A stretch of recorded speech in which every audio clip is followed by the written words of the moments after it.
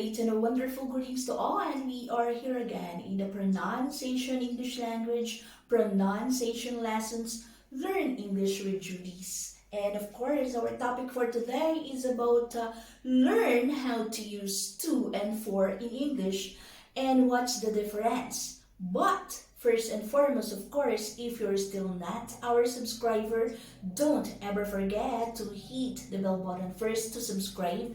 And also you can follow us in our Facebook page, Pronunciation English Language. And also don't ever forget to share our video. And please do hit the like for this video. Anyways, to continue, of course, our topic for today is about learn how to use to and for in English and what's the difference. Yes, actually, you need to use to. It might seem completed, but the answer is actually very simple. Yes, to when the reason or purpose is a verb, and use for when the reason or purpose is a noun. Yes, as you can see, to or for can be used for motive reason. But to is always with a verb and for is always with a noun. So here's a good example for you to understand this. Example, I came to New York to work. Another example, I came to New York for a new job. So what is the meaning of for? Actually, for is used to indicate the place someone or something is going to or toward. Example, I will give you example. Number one is he just left for the office. Another example, we're heading for home. Another example, when's the next train for London or to London?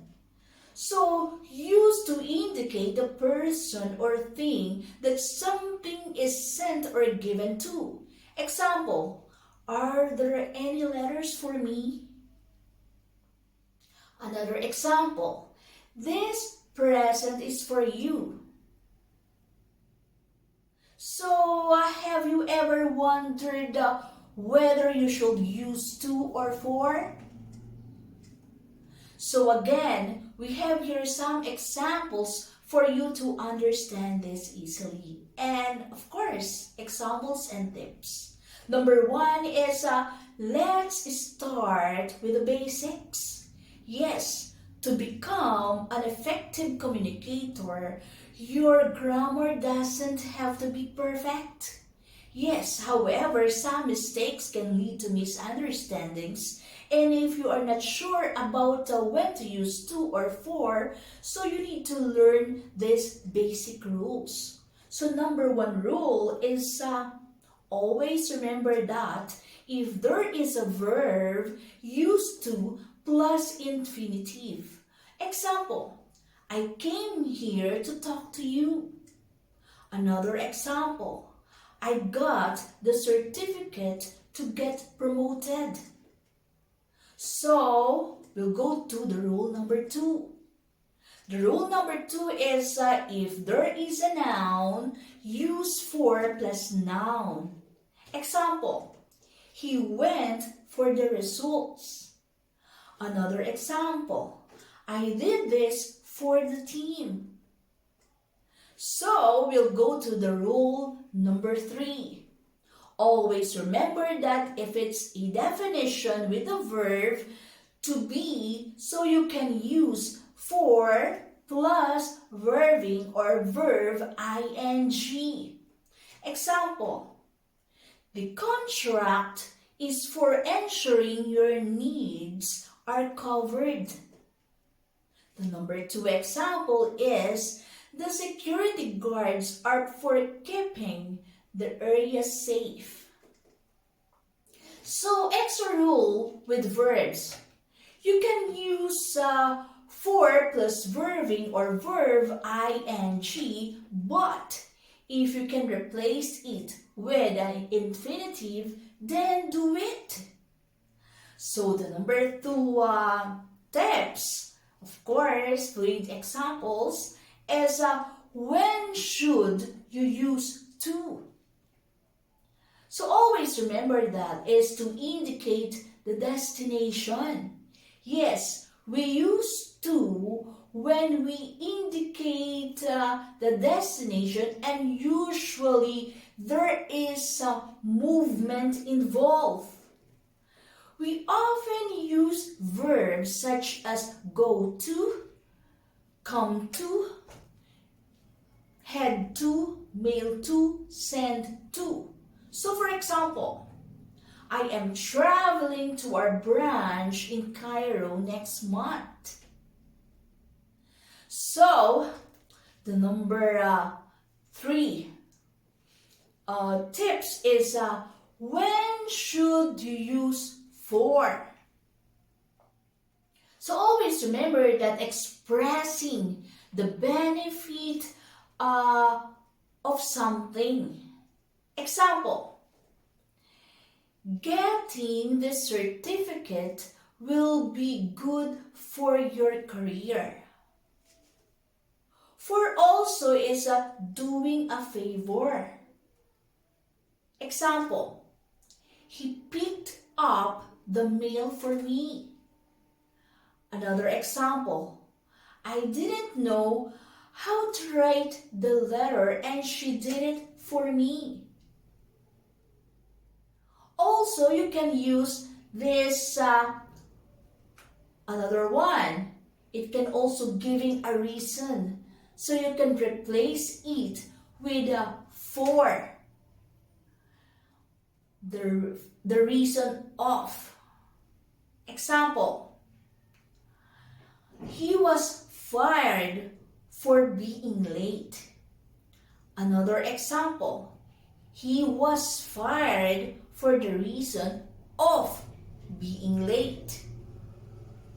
Another example, she was punished for disclosing important information.